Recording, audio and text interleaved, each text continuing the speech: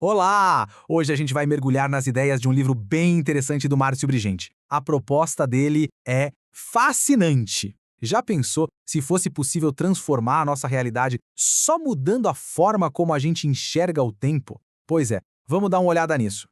Para começar, vamos pensar numa coisa que todo mundo já sentiu. Sabe aquela sensação de estar preso por algo que aconteceu lá atrás? Ou então, paralisado de ansiedade pelo que ainda vai vir? O livro diz que essa sensação é um sinal de que a gente está vivendo numa espécie de prisão, a prisão do tempo linear. E é exatamente por aí que a análise começa, com essa ideia da prisão do tempo linear. Vamos entender um pouco melhor como essa forma de ver as coisas pode acabar limitando nosso potencial e criando uma pressão que não para. A ideia é a seguinte: quando a gente vê o tempo como uma linha reta na horizontal, sabe, com os erros do passado ali atrás e um futuro totalmente incerto lá na frente, isso vira uma fonte de estresse que nunca acaba. O passado fica nos acusando e o futuro, o futuro assusta. Mas a obra propõe um jeito de sair dessa prisão. E agora, aqui é que a coisa fica realmente interessante. O livro apresenta uma alternativa que muda completamente o jogo. É um contraste incrível entre o nosso tempo, o tempo humano, e uma outra dimensão de tempo. E olha que brilhante a metáfora que ele usa para explicar isso. A cruz.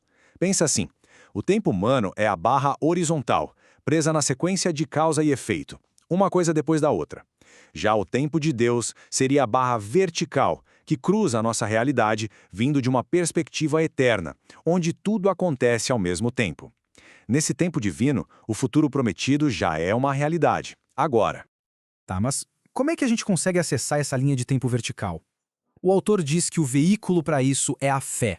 E não é uma fé de esperança vaga, não. É a fé como uma convicção, uma certeza mesmo, de que as promessas futuras já são reais no plano de Deus, mesmo que a gente ainda não consiga ver. Então, o ponto crucial aqui é uma virada de chave na nossa mentalidade. Esse versículo é apresentado como segredo. Não é sobre pedir e ficar esperando acontecer. É sobre acreditar que, no tempo de Deus, aquilo que foi pedido já foi entregue.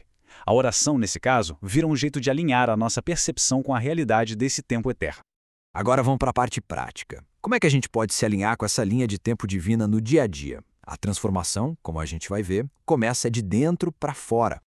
A obra defende que a mudança de verdade acontece primeiro na mente. É um processo ativo, sabe? De reprogramar nossos padrões de pensamento para refletir a fé nas promessas de Deus como se já fossem fatos, em vez de continuar preso nas limitações do tempo que a gente conhece.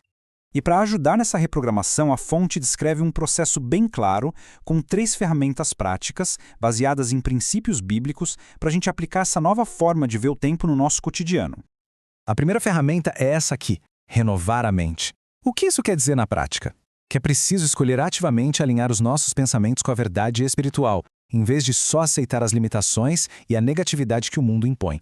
É uma decisão consciente de pensar de um jeito diferente. A segunda ferramenta é o poder das palavras. A ideia aqui é que aquilo que a gente fala não são só sons que saem da boca. As palavras são uma força que cria. Quando a gente declara as promessas de Deus, estamos, de certa forma, participando ativamente da criação do nosso futuro. E aqui o livro faz uma conexão que eu achei fascinante. Ele constrói uma ponte entre esses princípios espirituais super antigos e alguns conceitos da ciência moderna. Vamos ver como ele argumenta que fé e ciência podem sim andar juntas.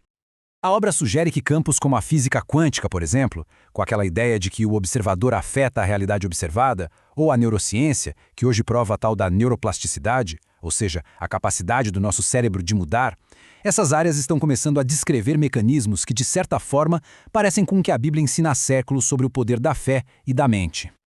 Então, vamos juntar todas essas peças. Qual é a aplicação final de tudo isso que o livro apresenta? Como é que esses conceitos todos viram uma prática de vida que realmente transforma? O grande pulo do gato é este: é viver a mudança que se busca. É sobre agir no presente com a convicção, com a atitude de alguém que já recebeu as promessas de Deus para o futuro. Não é sobre fingir até conseguir, não. É sobre viver a partir de uma nova realidade que já existe dentro da gente, baseada na fé. Isso se encaixa perfeitamente com a ideia de assumir uma nova identidade, agora, no presente. Uma identidade onde o passado não tem mais poder para definir quem a gente é e onde o futuro já está garantido. As coisas antigas, como a percepção do tempo linear, já foram. Uma nova realidade se abriu. E para a gente terminar, a obra deixa uma reflexão bem provocadora.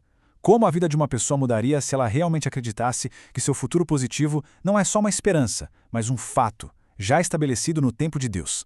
Fica aí o pensamento. O que mudaria nas nossas ações, nos nossos pensamentos e sentimentos hoje se a gente vivesse com essa certeza?